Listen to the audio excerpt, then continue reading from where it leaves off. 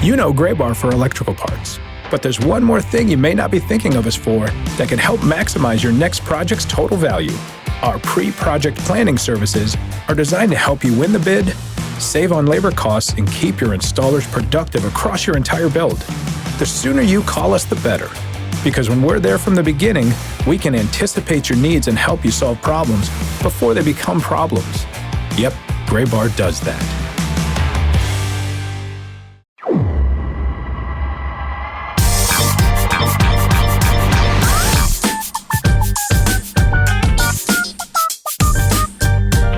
Into the latest edition of the Show Before the Show podcast. I am Sam Dykstra. This is not Tyler Mon doing a Sam Dykstra impression.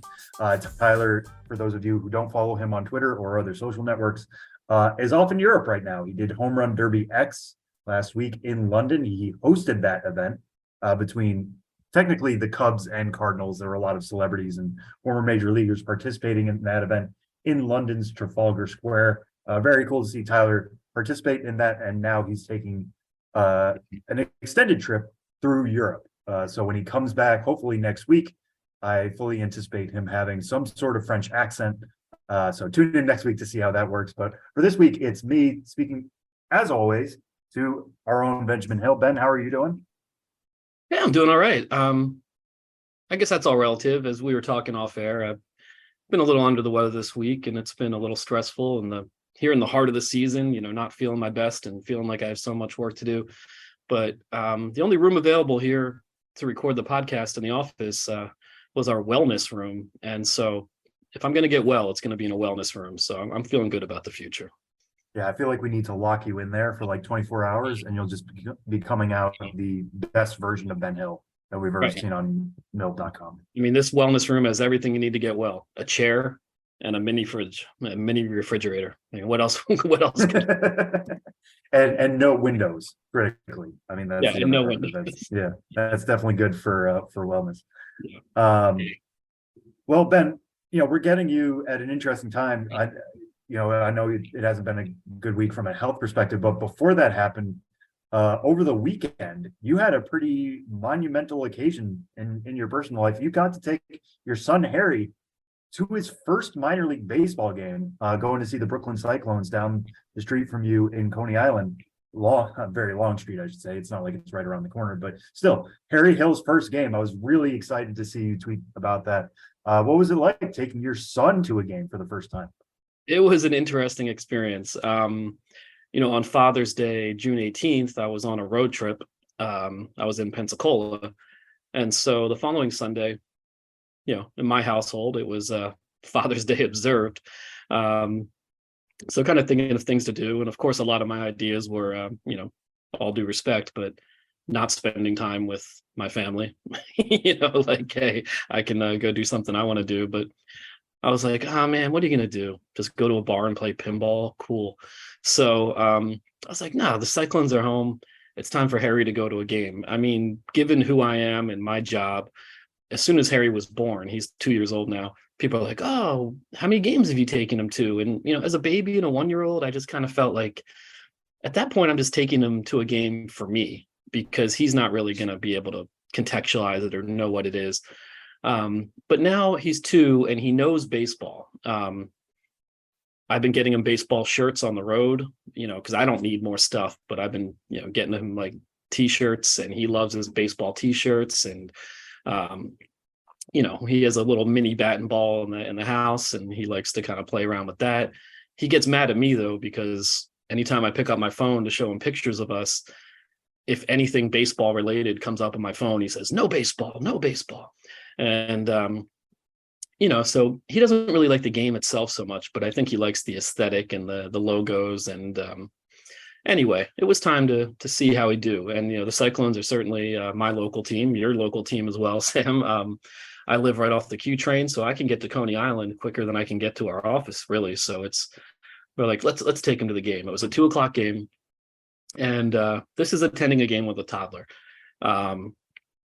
We gave him an early nap so he wouldn't be totally exhausted. Wake him up. We're trying to get him dressed. And he has this hatred of shorts right now, which I don't know where it came from. but he hates wearing shorts. So we're trying to get him dressed and put shorts on him, or tried to put shorts on him, and he's just screaming about not wearing shorts. All right, man, you can wear pants. Then he sees I'm wearing shorts and then has an equivalent meltdown over the fact that dad is wearing shorts. And I'm like, okay, man, fine. I take off my pants, put on shorts. Take off my shorts, put on pants. I'm like, look, dad's got pants, you got pants, let's go. Then we realized the bag that Jill had, with Harry's supplies in it, was a backpack, and that's not technically allowed in the stadium. So then we had to repack the bag. By the time we get out of the house and get to the Q train, we just missed the train, and it's on a weekend, and we wait 16 minutes for the next one. At this point, it's like almost game time by the time the train comes. And I'm like, look, I know with a 2-year-old, you're going to miss some of the game, but we're going to get there like half an hour late, and these games are shorter now, and is this even worth it? And I'm like all stressed out. So by the time we do get there and get into the ballpark, it's like the top of the 4th inning. We sit down, and 10 seconds into it, he's like, no baseball, no baseball. But of course, what do they have at baseball games? Ice cream. So got him ice cream, got him French fries, went to the team store, wandered around the concourse, watched the end of the game on the concourse. But it was really a blur. And the game ended after 2 hours and 7 minutes with the Cyclones beating the Hudson Valley Renegades on a walk-off wild pitch. And I was actually like, that was fine. Getting there in the 4th inning, and even if the game was 2 hours and 7 minutes, that was like enough time. It was all good. And so you just have to, and I don't mean this in any sort of derogatory way, but you just have to really, really lower your expectations, not think about this experience of like what you want from it. But I think it was good because now Harry at least has the context for what a baseball game is. And even if that for him right now is a place where you can get ice cream, and a place he didn't get to see the mascot. We didn't see Sandy the Seagull, and there's a lot to build on. Seeing the mascot, doing a post-game run the bases. Hey, down the line, getting him in between inning contests. There's a lot to build on. But right now he's so young that it can at least be like, Harry, let's go to the baseball game. Ice cream. And that's kind of where we are right now. But just because he's my son, it doesn't mean he wanted to sit in a seat and like pay attention to the game and learn about the intricacies. He's 2 years old. He does not have time for that. Yeah, it's not fully genetic, at least quite yet. Maybe those genes will kick in by the time it's 4 or 5. But you make a good point about kind of stadium design, because Cyclones, their stadium isn't like a 360-degree concourse, but it's an open concourse. You can see the game pretty much wherever you are in the stadium. And I feel like that's really advantageous for young kids, and especially parents with young kids who want to still be watching the game, but always have to be kind of on the move. Right. And, I've obviously, we've all known this about stadium design for a long time, and I've written about it in many ways, and really been aware of why that is. But it is funny now, as a father myself, beginning to bring my son to games, is really knowing that and now having a practical usage for it. Because me as a fan, I don't need a 360-degree concourse. I don't need those bells and whistles. I'm a baseball fan and can just sit in a seat and watch a game. But that's why we chose the Cyclones, not just its proximity, but knowing like it's very kid friendly. There'll be plenty of room to move. There's a lot of extraneous entertainment, and that's the name of the game, not just in Brooklyn, but in the industry. And we know this, but to apply it directly to my life, really for the first time, despite visiting 186 ballparks, that was interesting. And I think in subtle ways, it'll reflect my coverage going forward as I, go to a game as a dad more and more, and really have a firsthand experience of what's important to someone that's not me. And I think that's always helpful.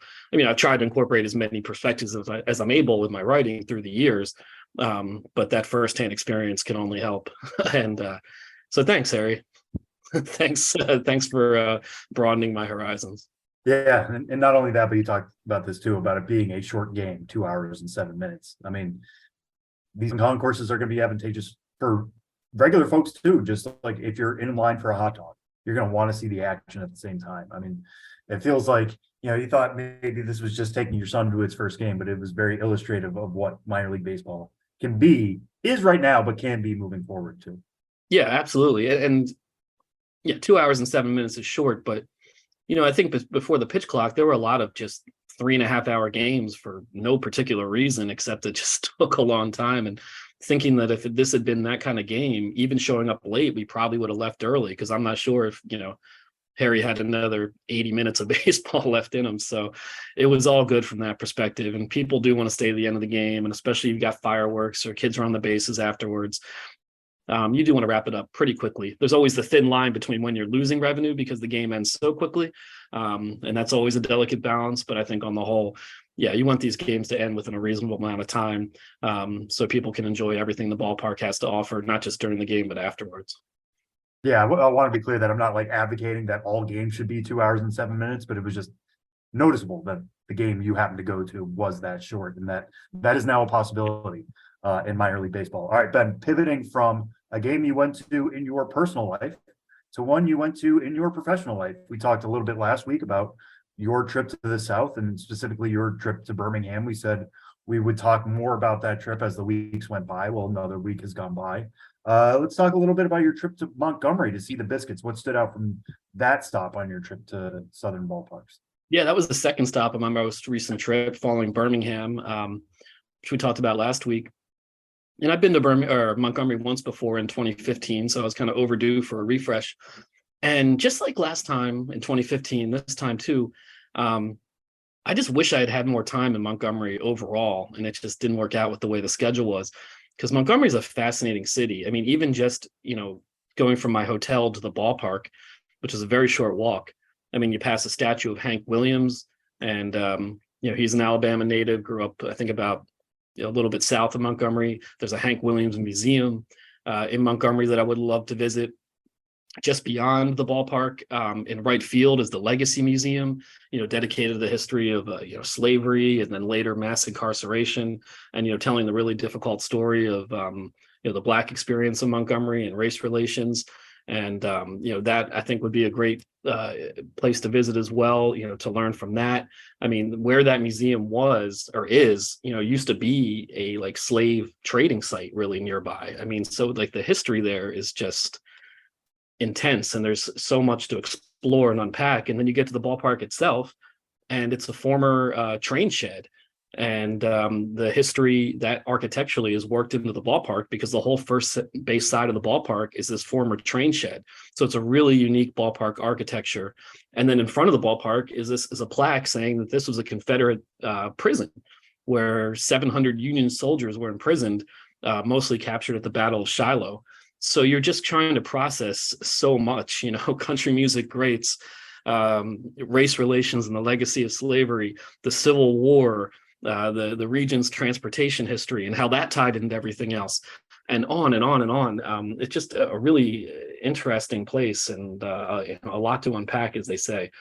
But the ballpark itself is interesting. You come up on that first base side exterior, that's where the main entrance is. There's still Western Alabama Railway signage on the wall, and that's flanked by a pair of biscuits, that kind of weird juxtaposition of what the building used to be and what it is now, and then when you walk into the ballpark, first you walk into this enclosed room that used to be part of the train shed, and then from that out onto the concourse. So I really love what they did in Montgomery with the architecture, because it's one of those ballparks when you're there, it's Montgomery. And while it's obviously no longer a train shed there's still trains that go by all the time, CSX freight trains, and that's a part of the aesthetic of the building as well. Yeah, so that's what the aesthetic is around the place. What is it like inside the ballpark? What is it like watching a Biscuits game? When I was there, it was interesting, because I think it was that morning that I just double checked the game time, and I was like, oh, it's 4:30. It's a 4:30 start, because it was a doubleheader. So when I first got there, a 4:30 start, there weren't many people. It was 2 hours before a Friday evening regularly scheduled game time. So it was really sedate, gave me a lot of time just to wander around in a very open environment. You have a lot of views of, the city itself, some good, views of not just the trains, but surrounding buildings, the surrounding area. Of course, they're the Biscuits. So, there's biscuit concession items. And, there's one stand that just says Biscuits, parentheses, of course, because that's what you get when you're at a Biscuits game. So a pretty open layout, once you're in the ballpark, decent amount of room to move throughout the facility. some really good sight lines, especially like on the upper level down the third base side. Really gives you a panoramic view of the surrounding area, and just taking in the history. There's a lot of exposed brick. The front offices, you ascend this like grand wooden staircase that smells like old wood to get to the front offices, and there's like old vaults and metal doors up there. So there's this real kind of out of time feeling to the place, and you see it in little ways throughout the ballpark, which to me, really adds to the experience.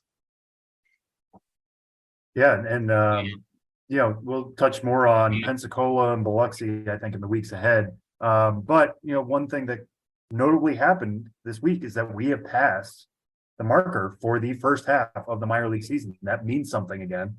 Teams are clinching first half division titles, aiming for the postseason. Teams are punched their tickets to the playoffs in their respective leagues. We don't have to get into all of that right now. You can check out MiLB.com and the standings page to see who's clinched, and we'll talk more about playoffs closer to the actual playoffs. But Ben, now that we've reached this benchmark, as you kind of look back at maybe some of the themes that have happened in this first half of the season, what stands out?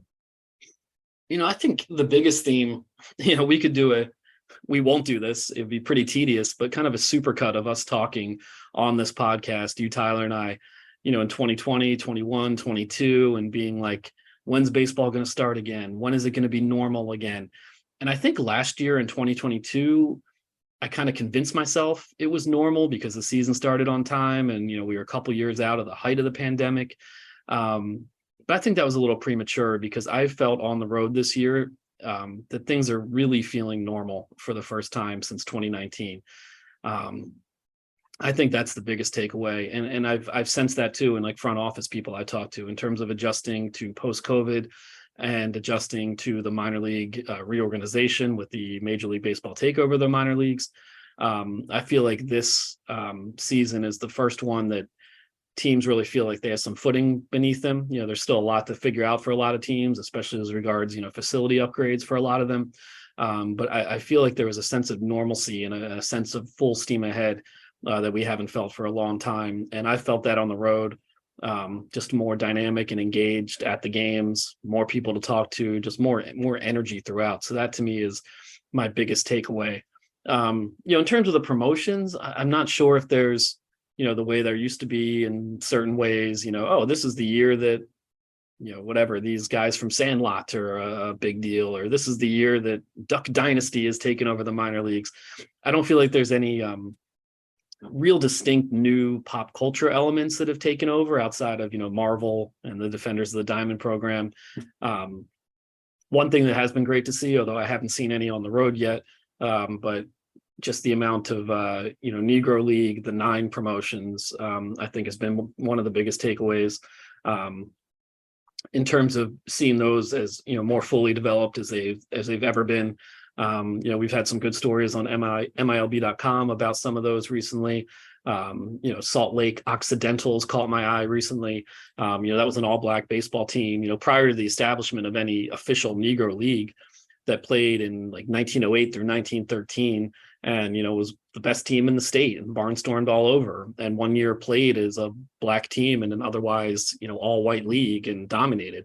And those are the kind of stories that exist nationwide, and I think are really interesting. And as much as people know about baseball, it just is one of those reminders. There's just still so much we don't know or don't know enough about, which is what makes the sport so rewarding. Yeah, I'm really glad you brought up that part about the Negro League tributes that we're seeing across the minors through the first half, because I feel like those have been the biggest educational pieces for me. Just learning about these teams that exist coast to coast. I mean, we knew about a lot of them. We know that all black teams have been or were playing for a very long time in all these places, but to find out the exact names of them and the exact histories of all these clubs, I mean, we know baseball pretty well. The fact that we didn't know some of this stuff is telling, and I'm sure people in the area didn't know it either. Now they feel a little bit more attached to the history of their own area, I would think. Yeah, definitely. And pretty much any minor league community has those stories to tell, and we've seen so many of them come out. And there's also so much room for expansion, because it takes work to really get the story of a lot of these teams. And I know some teams have struggled in the beginning really finding that information. So it's a work in progress in a lot of ways of continuing to get more information, continuing to tell the story. In some cases, the history is pretty well told, and in some cases, it's barely scratched the surface. So this is certainly not any kind of one and done thing. There's just so much more room for teams to add on, and for teams to do things for the first time, or for teams who've done one specific thing to then tell another type of story in their community through the lens of the past, because it's a really rich topic to explore. Yeah, and just to throw it back to the interview you had recently with the director of the Negro League Southern Museum, or Negro Southern Leagues Museum, excuse me, in Birmingham. I encourage everybody to go back and listen to that. And also, if you're in the area, visit that. Or if you're in the area of Kansas City, Missouri, go to the Negro Leagues Baseball Museum. I haven't gone yet myself, but everybody I know who's gone has told me amazing things about the educational resources provided there. So it's not just at the ballpark. If you get a taste of it, if you find out, hey, there's some stuff I don't know about, there are tons of resources out there. Even if it's been a little bit harder to find over the years, I think it's becoming easier and easier by the year, which is a tremendous thing. All right, well, thanks, Ben, for sharing the stories of Perry Hill's first game and your trips to Montgomery. And we'll circle back here at the end, but thanks for sharing all that, like every week. Hey, thank you, Sam. Always great to chat, even though we are separated right now by I don't know how many miles, but it's quite a lot. But I'll see you next week, and over and out from the wellness room. Over and out from the wellness room, and sending it now to where I currently am in Cary, North Carolina. I got a chance to talk to PDP League manager. Well, he's not the manager of the entire league, but Michael Cuddyer, former Twins great, is going to be managing the team that is going to the U18 World Cup for USA Baseball. PDP League, the way it works, 100 high school juniors or members of the class of 2024 are invited here to Cary. That group is going to be whittled down to 40 for a training camp later in the summer. And then that group is going to be whittled down to 20. They're going to go participate in the World Cup. Michael Cuddyer will be managing that team of 20, trying to bring a gold medal back to the United States. So right now, he's just in player evaluation mode. He's trying to see which of these 100 guys are standing out. So we chat a little bit about that, and also, of course, his own minor league career. So here's me talking to Michael Cuddyer.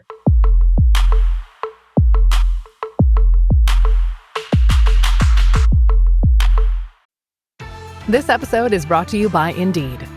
Stop waiting around for the perfect candidate. Instead, use Indeed sponsored jobs to find the right people with the right skills fast. It's a simple way to make sure your listing is the first candidates see. According to Indeed data, sponsored jobs have 4 times more applicants than non-sponsored jobs. So go build your dream team today with Indeed. Get a $75 sponsored job credit at Indeed.com/podcast. Terms and conditions apply. TaxAct knows filing taxes can be confusing, so we have live experts on hand who can help answer any questions you may have. Questions like, can I claim my SUV as my home office if I answer work emails in my car? If I adopted 12 dogs this year, can I list them as dependents? And, am I doing this right, or am I doing this very, very wrong? Our experts have the answers to those questions and many others. TaxAct. Let's get them over with. When you have guys here, how much do you bring research from them for, and how much of this decision-making process is based on what you see here in PDP alone? Yeah, I think it's a mix. I mean, obviously they're here for a reason, and they've been discovered for a reason. So research, scouting, videos, high school coaches, scouts, agents, it all gets thrown into the mix of getting them here. But then once you get here, you got to go out and compete. You got to go out and show why you're here. And, it's nice to be able to see them and be able to compare everybody on the same canvas, so to speak. You know what I mean? Everybody's on the same field playing against each other. So they're not playing against their high school teams or the travel ball teams. We get to see them against one another on a relatively even playing field. Yeah, what are the first things you evaluate guys on when they first get here? Being USA Baseball, we have a different set of standards. And I think, rightfully so, we're held to a little bit of a difference, especially when you go play internationally. When you go with USA across your chest, everybody knows who you are. And these kids need to realize that, and they need to understand that. So I think you're looking at character. the way that they carry themselves. The first thing that we talk about is how they walk around a hotel room, how they walk around a stadium. Are they picking up after themselves? So character is probably the first. We all know that they can play. They wouldn't be here if they couldn't play. So the first thing I think we look for, at least that I look for, is character. And then people that are willing to maybe make sacrifices, whether it be a position that they want to play or playing time or where they hit in the batting lineup. None of these guys are used to hitting eighth in their batting lineup. Right. So looking at guys that are willing to do anything to be part of USA Baseball and part of this team. Yeah, how early do those conversations start, especially with like moving around defensively, Day which one. is something Bryce has done. Yeah, day one. No, day one, that's the conversation. And the first day that they were here is talking about, again, everybody's the best shortstop on their team. Everybody's the best second baseman on their team. Everybody's the best center fielder on their team. But those are only 3 positions of 9 that are on the field that we have to fill. You're also going to need guys that have not used to playing the bench, guys that are playing roles, guys that are pinch hitters that never have done it before, guys that are starters that are going to be relievers. So that conversation needs to start early, and it needs to be a continuous conversation. It's not just we say it once and then let it go. We continually talk about us and playing for one and making sacrifices and doing what we need to do to go win a gold medal. Yeah, and kind of zooming out here, how has this transition been like for you to being, national team manager, where now you're overseeing so much of this? Yeah, it's been great. It's obviously a little bit different. There's a lot of different moving parts that you're kind of in charge of now, as opposed to when I was on it 2 years ago. I was just the first base and hitting coach, and that was kind of what I had to worry about. Now you've got a little bit of everything, but that's fun. And that's the thing that's great about USA Baseball is all of the people that are in place are quality people. People that you can learn from, people that have experience that you can pull from, and just makes everything, again, not only do the players have to make sacrifices for their roles, the coaches and the staff does as well. Yeah, how would you kind of define what the Michael Cuddyer School of Development is? Because I think everybody's a little different when it comes to baseball development. For me, my career was, I played everywhere. I played several different positions at the major league level. Right. Development, learning the game, having a high aptitude, being able to process information quickly and apply it quickly. Those are the kinds of people we're looking for, kinds of players we're looking for. Because after this team is done and made, and at the end of August, we have 3 days of practice, and then we go play for a gold medal. So we don't really have time to put everything that we'd want to put into a player. We have to do it really quickly and efficiently. So that's kind of what we look for. We devise ways to be able to get the most information to these players efficiently to allow them to apply it quickly. Yeah, and you were talking about how you used to play so many different positions. How has all of this changed since when you were around these kids' age? Well, I played for the 18U national team for 2 years, and all we had were trials, and it was out in Joplin, Missouri. Didn't have this complex that's beautiful, and we didn't have PDP League, so it's extremely different, but at the end of the day, it's still baseball. You still go out and you compete against your peers, the best peers in the country, to try and win for the country, and that hasn't changed. Yeah, normally I'm a minor league reporter, so I got to ask about your minor league career a little bit, especially as you're talking to these kids, because so many of them are asking about what's Major League Baseball like, but they got to go through the minors first. What do you remember about that time? Well, that's what's so unique about this PDP League is, especially the first day of games, we had a 2.5-hour practice session, and then you had your box lunch like you would in the minor leagues, or a lunch, and then you would take your batting practice and play your game. So I think it's a good overview of what it would be like if they were to sign a professional contract and go into the minor leagues. And then the other thing that's unique about PDP is it's 9 straight days. It's not like the travel ball tournament where you're playing, Friday, Saturday, Sunday, you're off Monday, Tuesday, Wednesday, Thursday, Friday, Saturday, Sunday, like that. You get a taste of what it's like for baseball every single day. Right. And obviously, that's the minor league. That's the minor league. That's the minor league life. And one thing that interested me about your career, too, you repeated New Britain. Yeah. But you went from 6 homers to 30 homers. What happened in between that time? Figured out a lot about myself mechanically.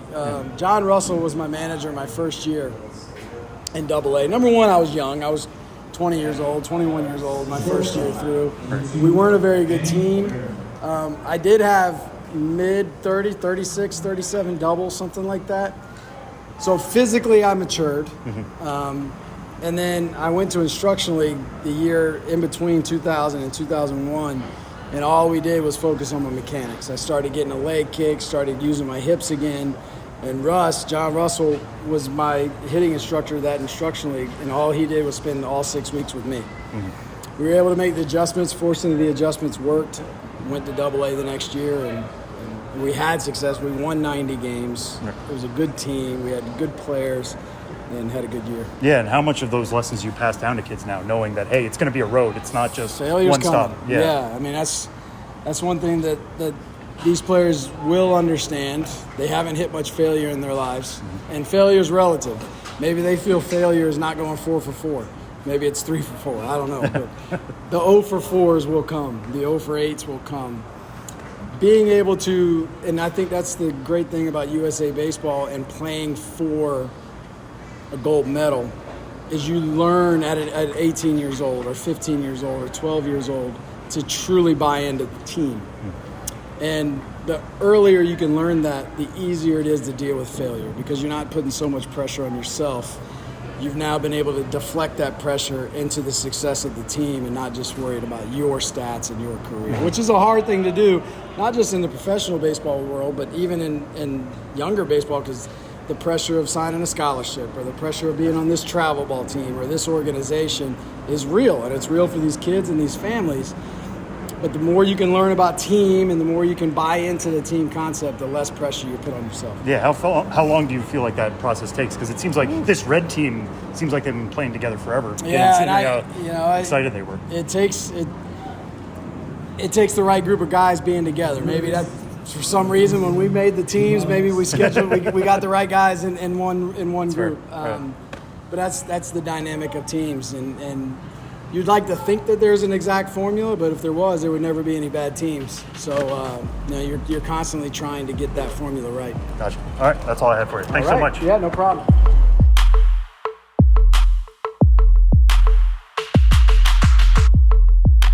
Our thanks again to Michael Cuddyer for joining the show, telling us stories about the PDP League, the USA Baseball selection process, and again, his minor league career.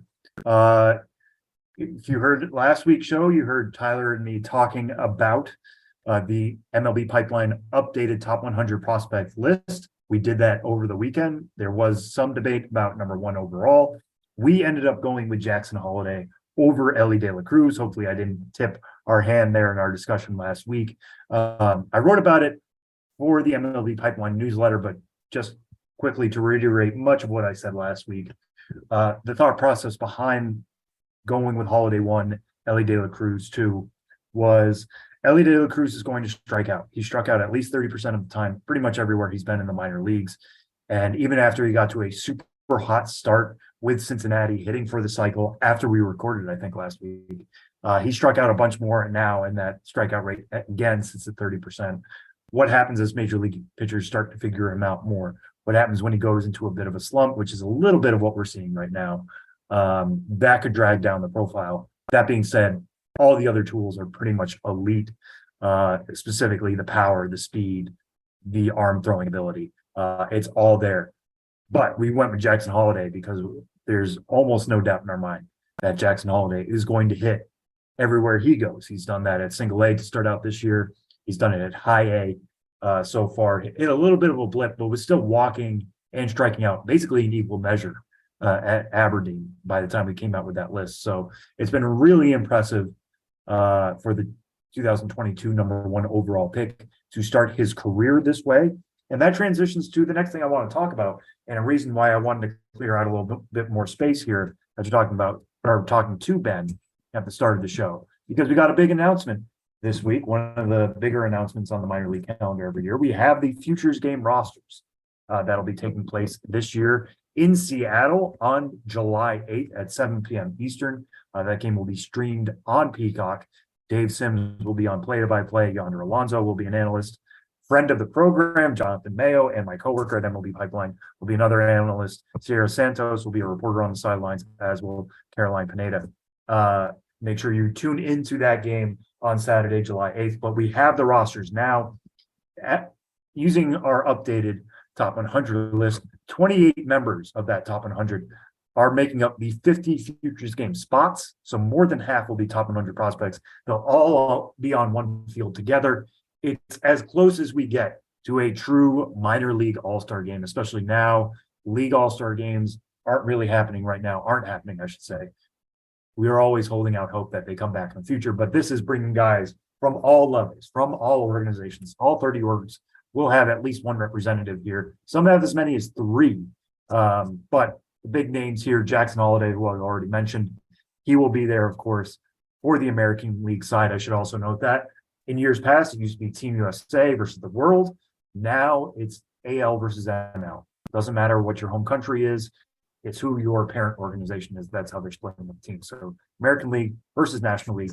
Jackson Holliday, the big headliner, as our number 1 overall prospect. Filling out behind him among our top 10 are Jackson Churio, the Brewers outfielder, who is our number 3 overall prospect. He will also be, or he will be on the NL, so he'll be the star of the National League side. Red Sox shortstop Marcelo Meyer is coming in at number 5. Nationals outfielder James Wood at number 6. D-backs shortstop Jordan Lawler at number 7. And Cubs outfielder Pete Crow Armstrong at number 10. Now, if you look at these rosters, and they're available on MLB.com/pipeline. We actually just released the other day a full scouting breakdown on all 50 players, broken down by organization. So if there are some names here that you don't recognize, check that out, find out what their skill sets are. It's a great way to be prepared for that game on July 8th. But as I look into the rosters, I kind of think the advantage here is with the National League. And I say that because the National League is so loaded with pitching. Now, this is a 7-inning game. It's a shortened version. They shortened it that way because I think they don't want guys getting hurt. You don't want pitchers throwing longer than they have to, et cetera, et cetera. It's an exhibition. I get it. I like it better when it's 9 innings, but I don't have a say in that. That being said, 7 innings, these guys are not going to throw for very long, so they're going to let it air out. They're going to try to show, now that they're on national television, what they've been doing at AAA, at AA, before they've reached the majors in most of these cases. So it can be a real pitching showcase because you got pitchers going 100. That's really tough to hit in short stints, especially if you're a batter who's only getting 1 or 2 at bats because they're trying to get as many guys into the game as possible. So you look at that NL staff, there are 5 top 100 pitchers total going to the Futures game. 4 of them are from the NL. Giants left-hander Kyle Harrison, who's number 14. Phillies right-hander Nick Abel, who's number 46. Cardinals right-hander Tink Hence, who's number 66, and Brewers righty Jacob Mizorowski, who's number 93, in addition to our top 100. All of those guys have really, really good stuff that can play in short stints. Kyle Harrison has reached AAA already. Watch his fastball. It's flat. And by that, I mean, you think it's going to drop. Everybody thinks a fastball sinks to a certain level. This almost looks like it's rising. It's not. It's flat as possible. So that's what affects the hitter's viewpoint. If they think the pitch is going to be lower, a lot of these guys are going to be swinging under his fastball. He would be my starter for the National League if it was up to me. Again, I don't have a say in this, but for the National League coaching staff, just going to throw that out there. Let Kyle Harrison be your starting pitcher. And actually, I should direct that directly at Raul Ibanez, who is the manager for the National League side. His pitching coach, by the way, Felix Hernandez, pretty good, knows his way around Seattle, was in the news this week because he had thrown the most recent perfect game for Domingo Germán, threw one for the Yankees this week. We still recognize Felix Hernandez's perfect game and remember it very fondly. So it'll be fun to see him on the bench coaching these National League pitchers. The AL only has 1 top 100 arm. That's Owen White, who's at number 48. Owen White has some major league experience already. The Rangers brought him up very, very briefly, just to pitch out of the bullpen real quick, sent him back down to AA. Then he moved up to AAA again. So he's knocking on the door. What can he do against this National League lineup? We'll have to wait and see because it's loaded beyond just guys like Churio and Wood and Lawler and Pete Crow Armstrong, which, again, that's a solid foundation. You got guys like Jackson Merrill, our number 12 overall prospect, who is a really, really good hitter. It's taken him some time to get warmed up to the weather, playing in the Midwest League at High A Fort Wayne in the Padres system, but I've heard some people think he can be a plus hitter in the end. Just his second full season. this is a good showcase for him. He's faced advanced competition before. Padres aggressively sent him to the Arizona Fall League last year. Don't think he's going to have a problem hitting under the bright lights of Seattle. MiLB Marte, a Reds infielder who just got called up to AAA Louisville this week. So it's a big week for MiLB Marte, finding out he's going to be going over there. On the American League side, listen, they have some talented hitters, like as talented as the NL pitching staff is. Again, you look at Meyer, who's probably going to be their biggest name outside of Jackson Holiday, and how those guys work is going to be fascinating because they're both shortstops. Jackson Holiday started playing a little bit of second base. He even started at third base the other day for the first time in his pro career. Maybe they move him around to get both Meyer and Holiday in the lineup, but fascinating to see how that split is going to be. But beyond those two, you got Junior Caminero, another Rays infielder, who's our breakout prospect of the year so far, already climbed to Double-A at just 19 years old, hitting for average, hitting for power, hasn't really lost that much of a step at Double-A. He's slowed down a little bit, as you would expect a teenager to do at the minors' second highest level, but man, that guy can really hit, and the Rays have another potential star on their hands, the way Junior Caminero has climbed up the ranks. He didn't start in our top 100 at the beginning of the year. He was put on there after some graduations. Now he's at number 17. So this is the perfect spotlight for more people to hear and see Junior Caminero. Behind him, Mariners catcher Harry Ford at number 29, A's catcher or first baseman Tyler Soderstrom at number 37, Orioles outfielder Heston Kjerstad at number 40, Rays first baseman, there's another Rays prospect, Kyle Manzardo at number 42, and Tigers infielder Colt Keith at number 43. Colt Keith getting promoted to AAA Toledo this week, and of course, homering in his first at bat. That guy has some sincere power. I think when Tigers fans get a closer look at Colt Keith, if they haven't already, they're going to get even more excited. Where he fits on the diamond is still TBD between third base and second base, but that hit and power tool combination is going to play no matter where. So excited to see him reach AAA. If I had to, again, predict who I think is going to win, I give the slight advantage to the National League, but this is a one-game showcase. Anything can happen. It would be lovely if we had a best of 3, a best of 5 futures games, but obviously there's not enough time before the Home Run Derby, the All-Star Game itself on the Major League side in Seattle. But make sure you're tuning in, not this Saturday, but next Saturday, July 8th, to watch some of the best talent minor league baseball will have. We'll have full coverage of that at MiLB.com and MLB.com/pipeline. I will likely be doing a story on the best moments of the game. If you remember last year's futures game, that's where Mason Wynn hit 100 miles an hour with a throw across the diamond, which was the hardest throw from the infield ever recorded in StatCast history. And that was just in the futures game. Mason Wynn not participating this year, but there's going to be some stellar tools on display. And again, we'll have StatCast data to look at some of this. So you never know, James Wood might run into a ball at 110 plus miles an hour.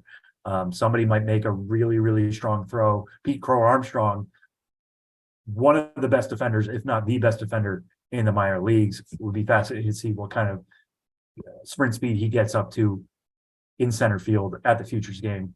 Or maybe he makes a catch that, had a 5% catch probability. We'll find out more when the game happens. But those are your futures game rosters. If I didn't mention a prospect from your favorite club, go to the futures game page. The rosters are all there and they'll be updated. There's always a chance maybe somebody like Owen White gets called back up to Texas and they need a replacement, and replacements are always standing by for this. So it's always a little bit in flux, but as it stands right now, very, very exciting roster headed to Seattle, headlined by our #1 overall prospect in Jackson Holiday.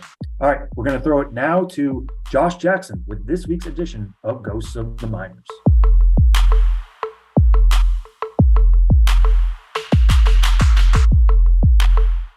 When you want your spring break to feel like and your kids' pool day to feel like and your hotel bed to feel like and room service to feel like, because at Hilton, hospitality feels like your cabana's ready. Would you like fresh towels? It matters where you stay. Book now at Hilton.com. Hilton, for the stay.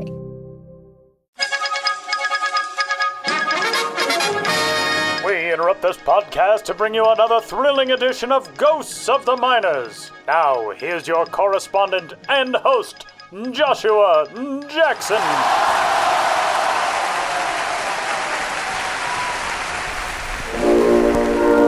Welcome back to Ghosts of the Miners, in which all of you out there in Radioland must identify the legitimate historical ball club hiding amidst the fraudulent pair. One was filled with heroes for the local youth. The others never won the admiration of nobody. In the last segment, I asked you which of the following minor league baseball teams did at one point exist. A. The Septet Hills Seven Tops.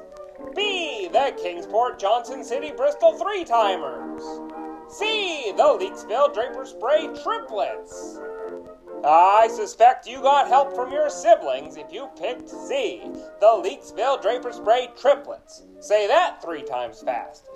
Believe it or not, the Leaksville Draper Spray Triplets represented Rockingham County, North Carolina's Tri-Cities in the Bi-State League from 1934 until the circuit shut down for the war in '42. But the Leaksville Draper Spray Triplets did everything in threes, returning to action a second time in the Carolina League in '45 and opening again in the Blue Ridge League of 1948. In 1936, coming off a winning campaign in '35, the team had a legend in the making as skipper.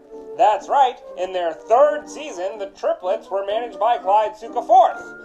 The son of down East Maine came down south to be a player manager for Leaksville Draper Spray in his first job with coaching duties, not knowing that in a decade's time he'd have scouted Jackie Robinson for the Brooklyn Dodgers and, incidentally, managed the Dodgers for Robinson's first 2 big league games, nor that he'd also scouted Roberto Clemente. The Triplets of the 30s and early 40s could have used the likes of Robinson and Clemente, but who couldn't? Leaksville Draper Spray made the Bi-State League playoffs once for each burg it called home, under Sukaforth in '36, under Arnold Anderson in '39, and under Wes Farrell, already a 2-time MLB All-Star and a future member of the Red Sox Hall of Fame and the Cleveland Guardians Hall of Fame, in '41. Leaksville Draper Spray was once, twice, 3 times a loser in the Carolina League of 45, 46, 47, posting 237 L's in 3 years' time. But the biggest L was still on the way. The Triplets were owned by Emmanuel Ed Weingarten, who also owned the Florence Steelers of the Tri-State League. In early June of '48, Weingarten was banished from the minors by President George M. Troutman for being the middleman between game-fixing Reedsville Luckies pitcher Barney DeForge and a gambler. The Triplets franchise was forfeited, and the contracts of all Leaksville Draper Spray players were sold to a new franchise in Abingdon, Virginia. They could have gone ahead and called themselves the Leaksville Draper Spray Abingdon Quadruplets, but nonsensical though it was, they simplified to the Abingdon Triplets. And in the afterlife of the Triplets, even those Tri-Cities were sent to paradise. Leaksville, Draper, and Spray were merged into Eden, North Carolina in 1967. And that's how the Triplets got divided. Now, on to the question for next time. Which of these teams had double the fun with a major league name in the minors of yesteryear? A. The Marlin Marlins. B. The Mariner Mariners. C. The Padre Padres. Want to know the answer? Do a double take. Or tune into the next Goes to the Minors. But for now, you'll have to excuse me. My producer Ben Hill is baking bread for the Tour de France, and I've got to baguette.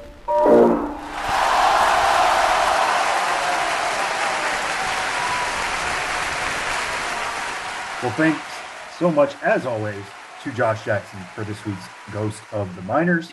Ben, as promised, we said we were going to wrap back around to you at the end of the show like we always do, so let's do that now. What is your promo you're going to be looking out for in the week ahead? You know, people who've listened to this podcast for a while or read my work over the years know I like a good, absurd, goofy, stupid in the best way minor league promotion. And I'm going to focus on what's happening Saturday, July 1st in Binghamton, New York, home of the Rumble Ponies. The Rumble Ponies are a AA Mets affiliate, and they're celebrating a notable, I won't call it occurrence, a notable annual occurrence in the Mets organization, which is, of course, Bobby Bonilla Day, when Bobby Bonilla, who hasn't played for the team in many decades, since the, what was that, early 90s, He still gets $1.2 million a year from the Mets, for decades, I think for 36 years, based on a deal he renegotiated with the club. And that's become a source of joy and consternation for Mets fans. Bobby Bonilla Day, knowing he's getting his annual big check.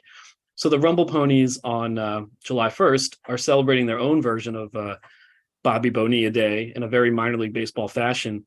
One fan will win $11.36 per year for the next 36 years. The minor league baseball version of a Bobby Bonilla contract. So hopefully we'll get a little coverage of that on MiLB.com, and interested to see who this lucky fan is who has a annual windfall in his or her future for the next 36 years, collecting that $11.36. Hopefully by the time those 36 years are up, you can still buy a pack of gum with $11.36, given what inflation is. That's very funny. Although it's always funny to me that Bobby Bonilla Day is like such a big deal, because deferred money in baseball is now a thing. Like, that's just, guys sign contracts where the money gets deferred for 30 years. Bobby Bonilla is not the only one, but for whatever reason, he's the one who's kind of latched onto the zeitgeist. I just always find that really funny. Yeah, he's the face of deferred money in Major League Baseball. Yeah, I mean, good for him that he still gets paid. I'm sure he would have liked it all in one lump sum, but working out that deal with the Mets, this is how it's gone. It saved the Mets money up front. Like, everybody makes fun of the Mets for still paying the guy money, but they did that so they didn't have to pay him as much at the time. Whatever. That aside, my MiLB.TV pick of the week is going to be the free game, which will be available streaming for free. You don't need an account or anything on MLB.com on Sunday. It's going to be Tulsa against Amarillo. There are a couple of top 25 prospects in that game. Diego Cartaya, top Dodgers prospect, number 21 overall right now on the MLB pipeline list, will hopefully be starting for the Tulsa Drillers behind the plate. Jordan Lawler, our number 6 overall prospect, will be starting for Amarillo and the Sod Poodles.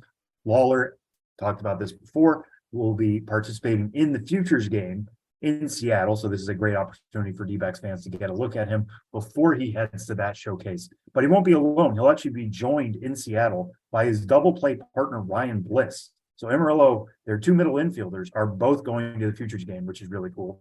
Be interested to see if they pair them up there or if they're going to split them apart. We'll see, because there's so many talented infielders on that National League team. Jordan Lawler having a great month of June. So by the time that game starts, it'll actually be July. But as of right now, he's hitting .310 in June with the .936 OPS. So certainly coming around at the AA level. Ryan Bliss has been very productive all season long in the Texas League, adding .349 with a .972 OPS entering Thursday with 11 homers and 22 stolen bases. So he's getting it done on multiple sides of the ball. Should be fun for Arizona fans. We're already having a good Major League season. There's a lot of reason for optimism at the top level. The next generation isn't too far away. So check out that game on Sunday, which will be streaming for free starting at 8:05 Eastern time. That is going to do it this week on the show before the show. I have been Sam Dykstra. You can follow me on Twitter at Sam Dykstra MILB.